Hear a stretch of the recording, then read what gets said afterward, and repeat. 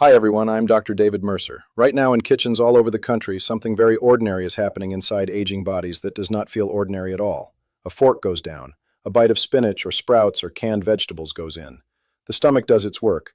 The small intestine absorbs what it can. The bloodstream carries the cargo onward. And from there the story splits. In one person that bite becomes nourishment. In another it nudges blood pressure higher, throws off a blood thinner, or adds strain to kidneys that have less reserve than they had 10 years ago. Same food, different outcome. That is the part people miss. Food is not just food after 60. It is chemistry meeting history. It is dinner colliding with prescriptions, lab values, hydration, and organs that still serve faithfully but do not have the same margin for error they once did. 20 years ago, a lot of nutrition advice was delivered like a bumper sticker.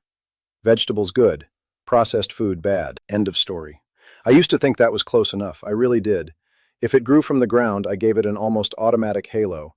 And when older patients told me a healthy meal seemed to leave them swollen, bruising easily, exhausted, or running to the doctor over numbers that suddenly changed, I was slower than I should have been to connect the dots. Not because the evidence was absent, because the habit of thinking in categories was strong. We like tidy rules. Green foods go on the safe shelf in our minds. Salt goes on the dangerous shelf. Medication goes in a separate drawer. But the body does not use separate drawers. It runs one engine, one interconnected system. Now we know better, and I want to be careful with how I say this because I do not like fear-based nutrition talk. Still, I dislike lazy advice even more. So when I say there are vegetables I do not want many adults over 60 eating casually, I am not declaring war on produce. I am saying context matters more than slogans. If you are taking Warfarin, if your kidney function is reduced, if your blood pressure has been creeping up, if you are more vulnerable to foodborne illness than you were at 35, then some vegetables deserve a second look before they land on your plate. Not because they are evil, because they are powerful. And powerful things require calibration. Let me rewind the timeline another way. 20 years ago, many doctors did not individualize food counseling as sharply as they do now. Chronic kidney disease was often discussed in broad strokes. Sodium was treated like a seasoning problem rather than a packaged food problem. Older adults were told to eat more vegetables, which was and still is broadly good advice, but the fine print was thin. Today, the fine print matters. The National Institute of Diabetes and Digestive and Kidney Diseases says there is no single meal plan for everyone with chronic kidney disease, and that sodium and potassium guidance should be tailored to stage, lab values, and the individual person in front of us. That is a major shift. It means the right vegetable for your neighbor may be the wrong vegetable for you this month. The first vegetable I want to talk about is raw sprouts. Alfalfa sprouts, bean sprouts, clover, mung bean sprouts tucked into sandwiches, salads, wraps, and grain bowls that look clean and fresh and almost too virtuous to question. I used to shrug at them. Crisp, light, popular. Then I spent more time reading outbreak investigations and guidance for older adults, and my posture changed. Sprouts are grown in warm, humid conditions that are also ideal for bacteria.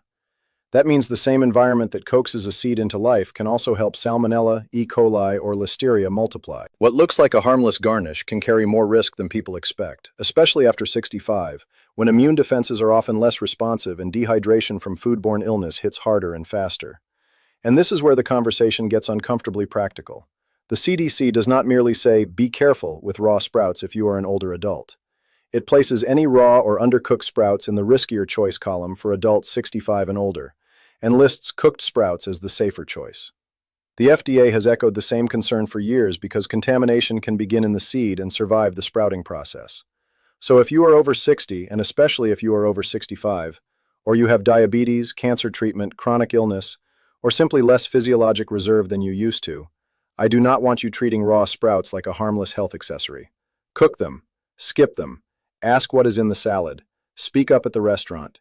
Yes, even if it feels fussy. Especially then. Notice what I am not saying. I am not saying stop eating vegetables because they might carry bacteria. That would be foolish. I am saying raw sprouts are one of those rare cases where the risk is out of proportion to the innocent image. Wash your produce. Refrigerate it. Cook when appropriate. Keep your standards higher than the menu copy. This is not paranoia. It is maintenance. The same way you would not ignore a strange noise from under the hood, do not ignore a food category repeatedly flagged for people in your age group. And if you have ever spent a hot July weekend flattened by food poisoning, you already know how fast a little stomach bug can become a full-body event. The second vegetable is spinach, and I need to handle this one with precision because spinach is a genuinely nutritious food. It contains folate, It provides vitamin K. It contributes fiber. It fits into healthy diets beautifully for many people. So why would I put it on a warning list for older adults? Because after 60, spinach can become less like a universal health symbol and more like a conditional food. If you take warfarin, large swings in spinach intake can make your medication harder to manage. If you are prone to certain kidney stones, spinach's oxalate load can matter. Same leaf, different consequence. This is where simplistic advice breaks down, and, actually, let me say that differently. This is where simplistic advice becomes dangerous because it trains people to ignore the interaction between food and physiology. Let's start with blood thinners. Mayo Clinic is clear. People taking warfarin do not need a special diet, but they do need consistency with vitamin K intake because vitamin K can make warfarin less effective. Spinach is on the list of vitamin K-rich foods. So if one week you barely touch greens and the next week you start a daily spinach smoothie because a headline told you to clean up your health, you may create instability where you wanted improvement. Harvard's nutrition source makes the same central point. People on warfarin are generally advised to eat a consistent amount of vitamin K because large and sudden variations can interfere with the drug's effect. That means the danger is not spinach existing. The danger is unpredictability. A huge, healthy shift, done fast and without a conversation with your clinician, can move the target. And if you have ever had your INR bounce around, you know how unsettling that feels. One lab result arrives and everyone adjusts. Then another arrives and nobody is quite sure what changed. Was it the medication, a supplement, an illness, or that sudden flood of dark leafy greens after New Year's when the pantry was cleared and the resolutions were fresh? This is why I get frustrated with blanket internet advice. It talks as if the body is a whiteboard. Erase, rewrite, move on. Real bodies are not whiteboards. They are living systems with memory. They respond to patterns, not intentions. So if spinach is already part of your routine and your warfarin is stable, good, stay consistent. If you are about to make a major change, pause, call, ask.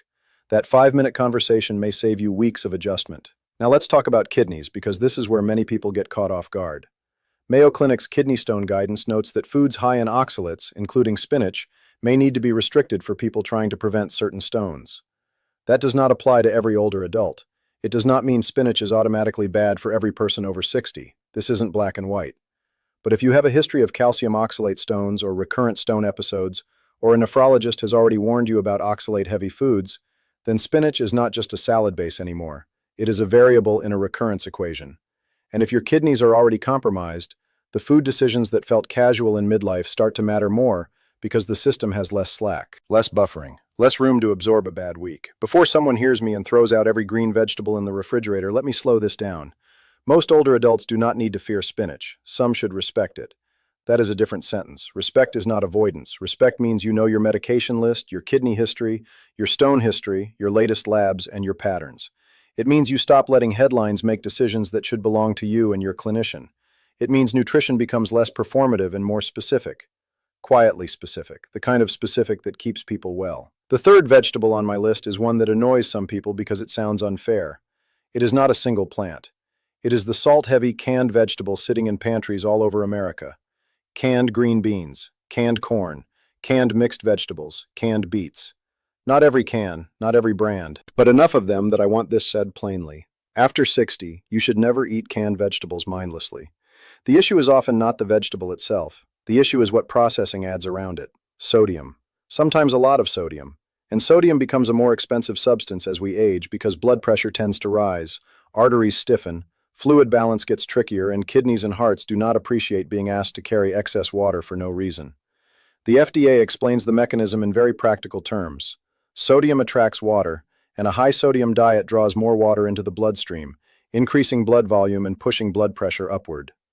The American Heart Association says heart-healthy eating should limit sodium and specifically recommends low sodium, reduced sodium, or no salt-added canned vegetables when canned produce is used. That matters because most dietary sodium does not come from the salt shaker. It comes from packaged and prepared foods. So when someone tells me, I hardly salt anything, but they live on canned soups, deli meats, frozen entrees, and standard canned vegetables, I do not feel reassured. I hear a hidden stream, not a single splash. This one gets older adults in a very ordinary way. Energy drops. Shopping becomes harder. Fresh produce spoils before it gets used. Hands ache. A pantry starts to feel more realistic than a crisper drawer. I understand that. I really do. Convenience is not laziness. Sometimes it is survival wearing a practical coat. But we still have to read the label. We still have to compare brands. We still have to notice when a side dish quietly carries a chunk of the day's sodium budget. If you are already dealing with hypertension, leg swelling, heart failure, or chronic kidney disease, those small, canned choices add up like tiny charges on a card statement. A little here, a little there, then suddenly the monthly total looks nothing like the individual purchase. There is a fairer way to say this, and fairness matters. Canned vegetables are not forbidden.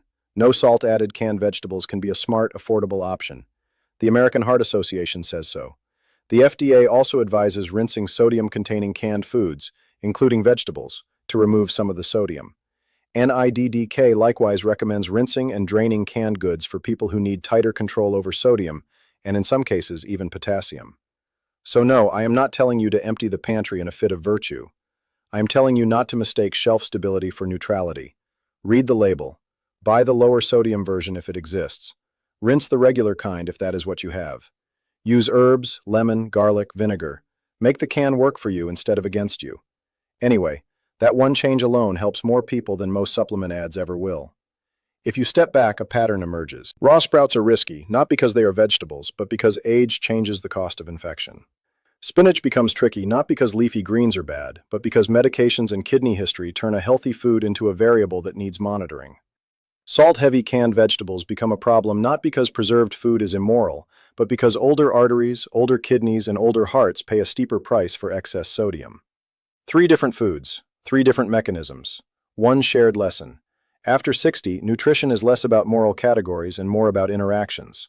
Food with meds, food with labs, food with hydration, food with the organ systems you still depend on every hour of every day. And I want to say something personal here because this is where I feel genuine irritation. Not at older adults, never at them, but at the culture around aging. We hand people generic food rules right when their bodies become the least generic. We tell them to eat healthy, as if that phrase means one fixed thing forever. It does not. Healthy at 35 is not always healthy at 68. Healthy for one spouse is not always healthy for the other. Someone can share a kitchen and still need a different plate. I have seen too many conscientious people do exactly what they were told, only to be scolded later for not somehow guessing the exception that nobody explained to them. So how do you know whether this warning applies to you? Start with the obvious anchors. Are you taking Warfarin or another medication where diet consistency matters? Have you had kidney stones, especially calcium oxalate stones?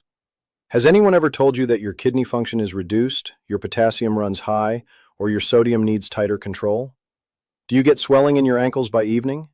Do you wake with a dry mouth and high morning blood pressure after a salty dinner? Have you had more than one episode of food poisoning, or do you recover from illness more slowly than you used to? Look at the pattern, look at the numbers, look at the medicine bottles lined up near the coffee maker. That is where the answer lives, not in the headline alone. And please do not make the opposite mistake by deciding that because 3 vegetables can be problematic in certain contexts, vegetables as a category should be backed away from. That would be like hearing one warning light on the dashboard and deciding the solution is never to drive again. No, we adjust, we tune, we choose better fuel. The National Institute on Aging still recommends a varied eating pattern rich in nutrient-dense foods and lower in sodium, added sugars, and saturated fats. The goal is not to shrink your life until nothing risky remains. The goal is to match your food choices to the body you have now, not the body you had when disco was on the radio and nobody talked about individualized nutrition. Here's what I would do in the next 10 minutes if this were my kitchen. I would open the pantry and check the sodium on every canned vegetable I buy repeatedly. I would circle the ones that are high and replace them, one by one, with low sodium or no salt added versions as they run out. I would look at my refrigerator and ask whether spinach is a stable part of my routine or a sudden burst of healthy eating layered on top of Warfarin. I would think about whether raw sprouts have been sneaking into salads and sandwiches just because they look fresh. Then I would do the unglamorous adult thing. I would write down my medications and bring up food interactions at the next visit. Not because that sounds exciting, because it is effective. Aging well is often described as adding the right things.